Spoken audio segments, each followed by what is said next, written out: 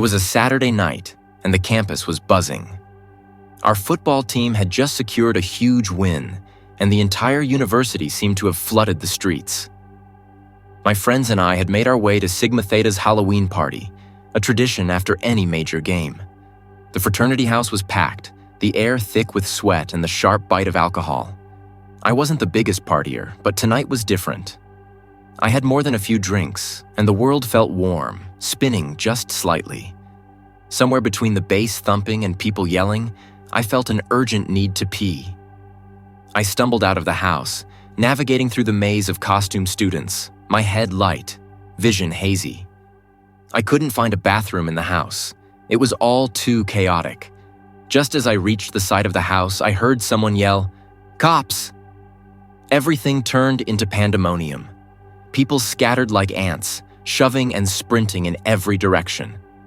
My heart pounded in my chest, the panic spreading fast.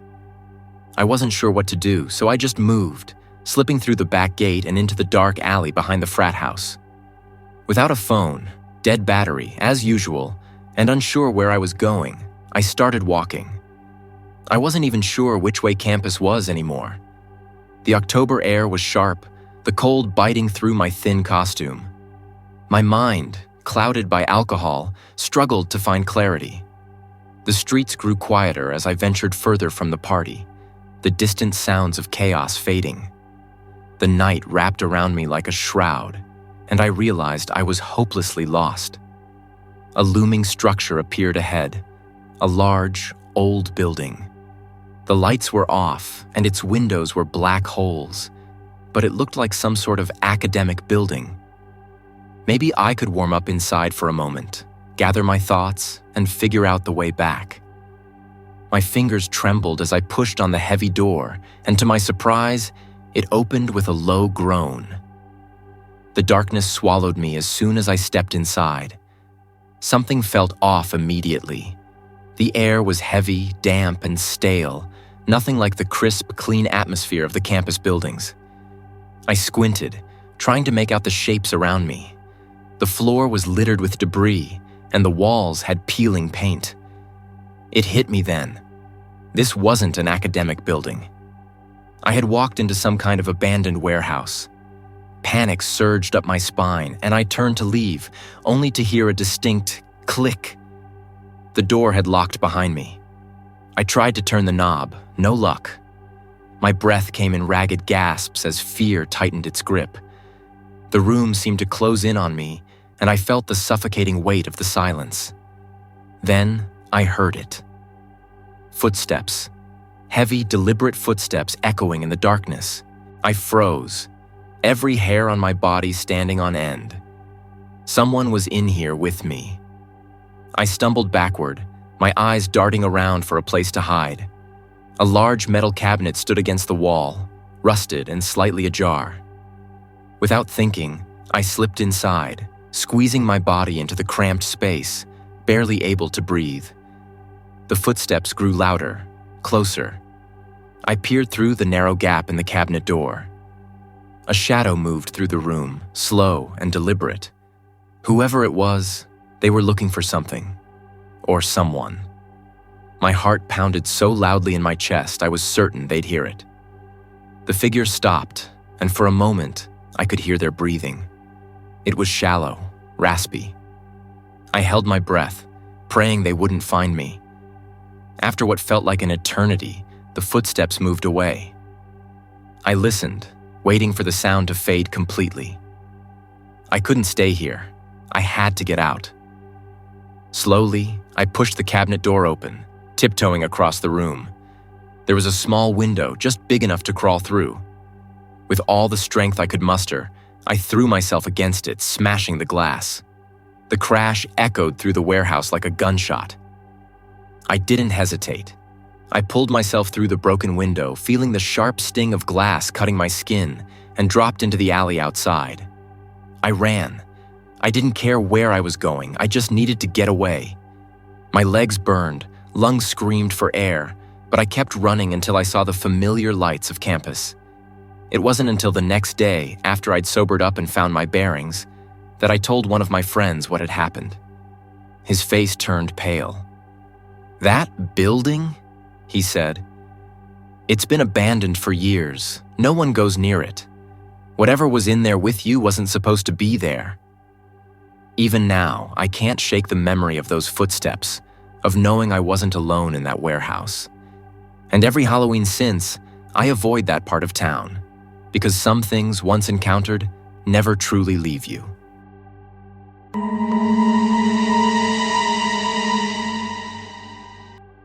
I wasn't expecting much when I moved into my dorm at Emberton University. It was your typical first-year student experience. Boxes packed with textbooks, clothes, and an eagerness to start fresh. When I met my roommate Diora, I immediately knew something was off. Diora had a strange presence. He barely looked at me when I introduced myself, mumbling something I couldn't quite catch. His dark, unkempt hair fell into his eyes, and his skin was pale, almost as if he never stepped outside. But it wasn't just his appearance that set me on edge. It was the way he acted. At first, Diora mostly stayed hunched over his computer, playing video games for hours on end, grunting and occasionally whispering things I couldn't understand. Sometimes I caught him making odd, jerky movements with his hands or tapping his feet in strange patterns. I figured he was just introverted, and everyone has their quirks. Besides, I didn't want to judge him too quickly. We all adjust to college life differently, right? But things escalated fast. One night, I woke up suddenly, my skin prickling with unease. There, in the faint light of the moon filtering through the window, was Diora. He was standing at the foot of my bed, grinning, just standing there, staring directly at me with his eyes wide and unblinking. My heart pounded in my chest, and for a moment, I was too paralyzed to speak. "Diora?" I stammered, my voice barely above a whisper. He didn't respond, just kept grinning. After what felt like an eternity, he turned around and shuffled back to his bed, laying down as if nothing had happened. I didn't sleep the rest of that night. Over the next few days, things started disappearing. It wasn't much at first. Small things like my iPhone charger, a pair of socks, or my glasses. I brushed it off, thinking maybe I had misplaced them in the chaos of settling in.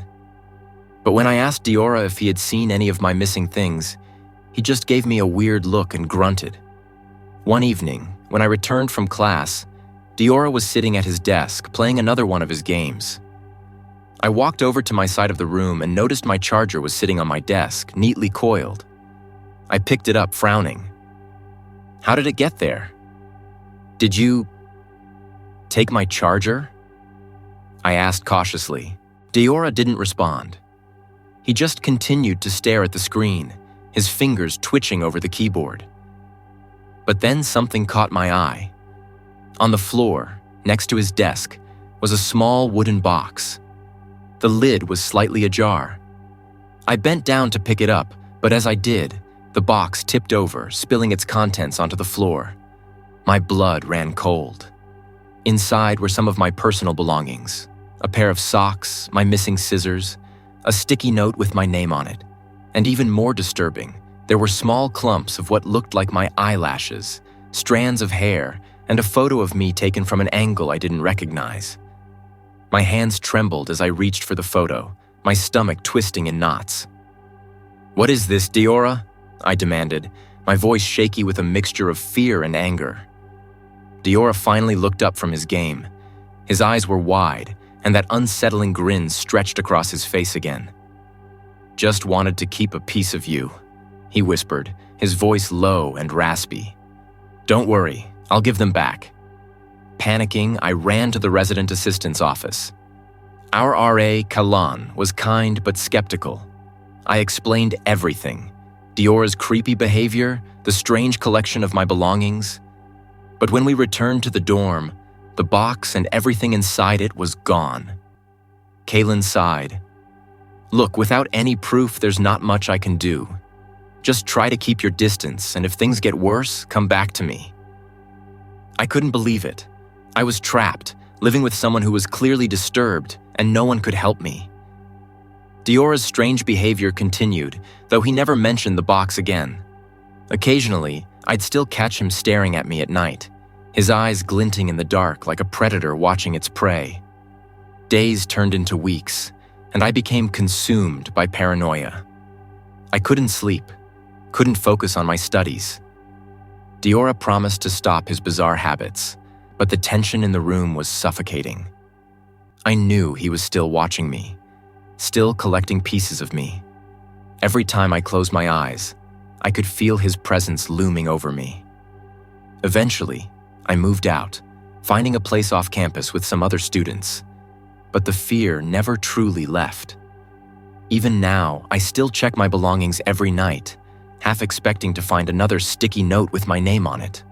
Or worse, to wake up with Diora standing over me, grinning that same bone-chilling grin. Sometimes I wonder if he's still collecting, and I wonder when he'll come back for the rest.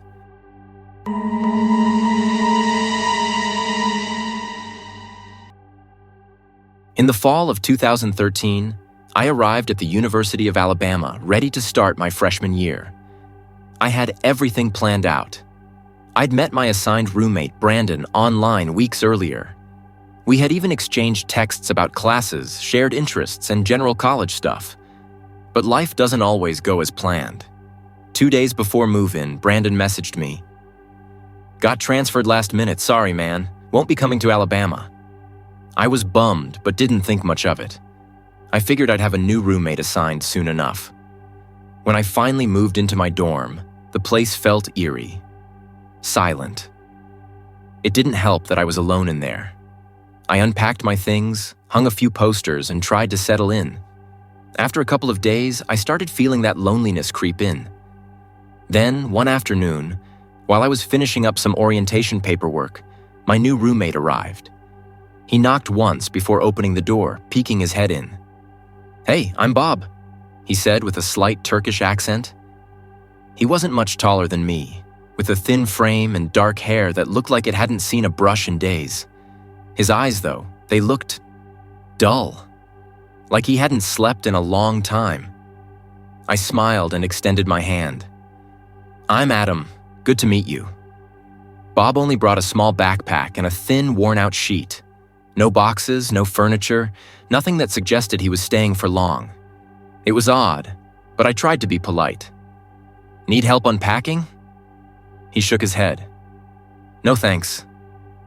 This is all I need." I glanced at the tiny bag. That was all he needed? He tossed the backpack onto his bed and lay down, staring up at the ceiling like there was something fascinating up there. I chuckled awkwardly, hoping things would get more comfortable between us. Spoiler alert, they didn't. That first night, I struggled to sleep. Maybe it was nerves, or just getting used to a new place, but something about Bob felt off. Around 3 a.m., I woke to a strange sensation, like someone was watching me. I opened my eyes to find Bob standing by my bed, staring down at me. My heart jumped into my throat. "What are you doing?" I asked, my voice trembling slightly. I was going to the bathroom," Bob mumbled, his eyes wide and unblinking. He turned and walked out of the room without another word. I didn't sleep for the rest of the night. The days dragged on, and Bob's behavior only got weirder. He never seemed to leave the room, always lying on his bed, staring at the ceiling or occasionally glancing at me with that same unsettling stare. He never talked much, only short, mumbled sentences. My stuff started moving around too. Books would be out of place, drawers I knew I'd closed would be slightly open. It felt like he was rummaging through my things when I wasn't looking. One day, after class, I walked in to find his duffel bag, the one I'd never seen him use, tucked under my bed. I didn't dare open it, but the sight of it gave me a sinking feeling in my gut. That night, I couldn't take it anymore. I pulled out my laptop and submitted a request to the housing department, desperate for a room change. I didn't care if it made me seem paranoid. Something was wrong with Bob. The next morning, I woke up to an email from the housing department. It was short and direct. "No roommate has been officially assigned to your room. Please contact housing for further clarification." My blood turned cold. What did they mean? No roommate? Bob was literally sitting on his bed across from me, staring like usual. I slowly looked over at him, dread pooling in my stomach. He was watching me, eyes vacant and eerie. My mind raced, trying to piece together what was happening. If Bob wasn't officially assigned, then who was he? Without a word, I grabbed my backpack, pretending I was heading to class. Bob's gaze never wavered, following me as I stuffed my laptop and essentials into my bag. I left the room, heart pounding, and didn't stop until I was outside the dorm, calling campus police. When they arrived, we went back up to my room together. I expected to find Bob sitting there, as usual, but he was gone. So were some of my clothes, my iPhone charger, and the food I'd left in the mini fridge. His duffel bag was missing too. The officers searched the room and the surrounding areas, but Bob, or whoever he really was, had vanished without a trace. I spent the next few days in a hotel, too shaken to return to my dorm. Eventually, I was moved to another building. I never found out who Bob really was, and the university never tracked him down. But the thought of sharing a room with a complete stranger, possibly a homeless man or worse, posing as a student still haunts me to this day.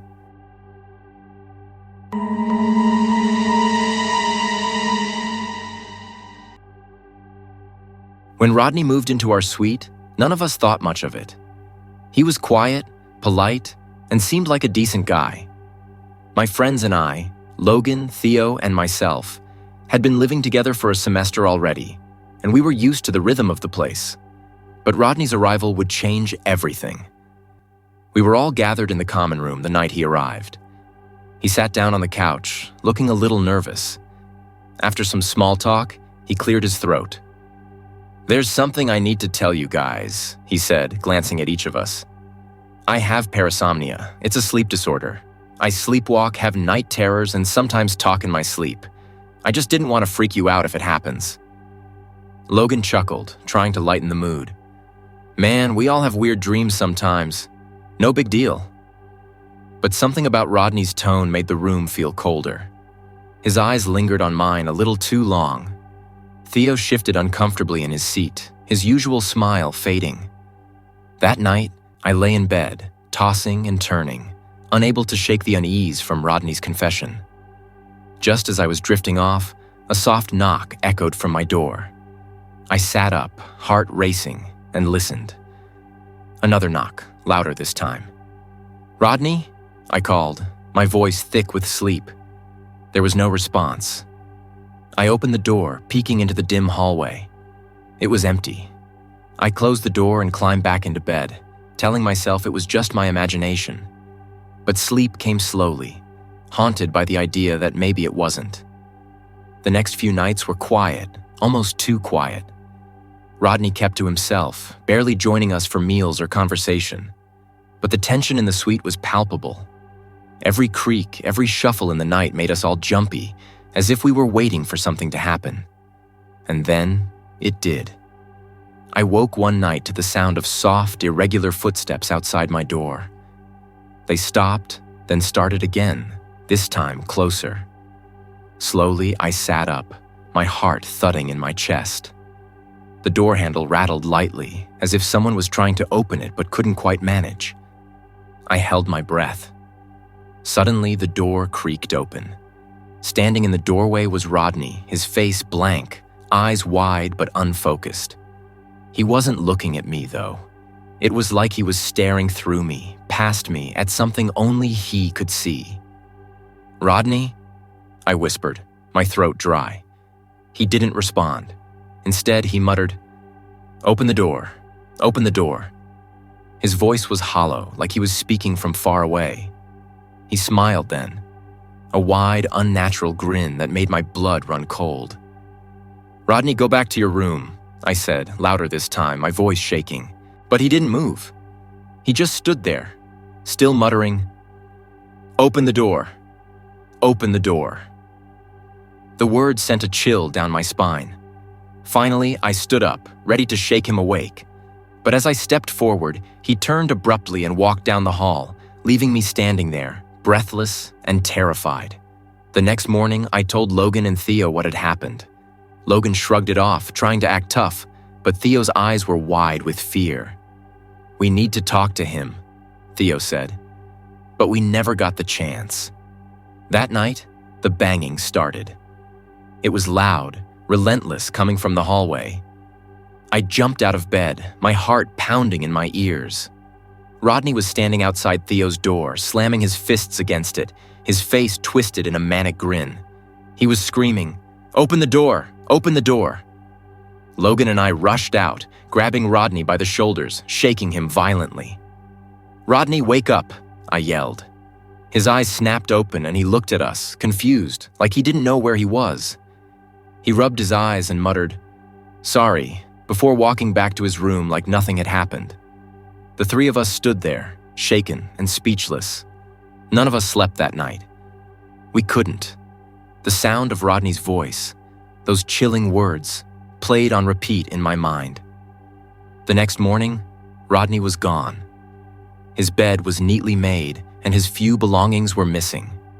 There was no note, no explanation. It was like he had never been there at all. We tried to find out what happened to him, but no one knew. The university had no record of him transferring or leaving. It was as if he had disappeared into thin air. To this day, I don't know if Rodney's sleepwalking was just parasomnia or if there was something more sinister at play. All I know is that after he left, the suite felt different. Lighter, almost like a weight had been lifted. But the memory of his grin, his muttering, and those sleepless nights will haunt me forever. And sometimes, late at night, I still hear the faint knock on my door.